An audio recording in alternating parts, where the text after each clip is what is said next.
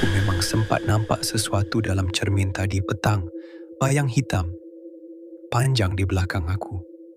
Tapi bila aku pusing, kosong. Aku ingatkan, mata penat. Tapi sekarang suara tu cakap, aku bohong pada diri sendiri. Malam ketiga, aku tak tidur langsung. Aku duduk bersila atas katil. Lampu suluh, telefon, menyala. Mata terbuka lebar. Aku bertekad nak lawan. Kalau dia nak main bisik-bisik, kita main sampai pagi. Pukul 3.44 pagi, suara tu datang lagi. Kali ni bukan bisik, dia bercakap biasa. Macam orang duduk sebelah aku. Kau tak penat ke berpura-pura tak kenal aku? Kita dah kenal lama.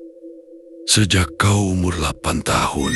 Jantung aku berhenti seketika.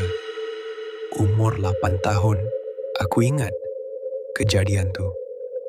Hutan kecil, belakang rumah lama. Aku tersesat sejam lebih.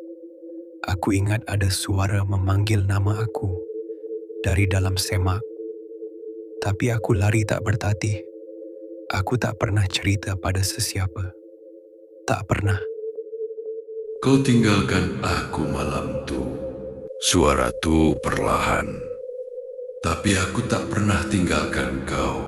Aku rasa sesuatu sejuk merayap naik dari tapak kaki, masuk ke betis, ke peha, ke perut, sampai ke dada. Macam air ais yang hidup. Aku cuba menjerit, tapi mulut aku tak boleh buka. Lidah aku kaku. Dan kemudian, aku dengar ayat terakhir tu.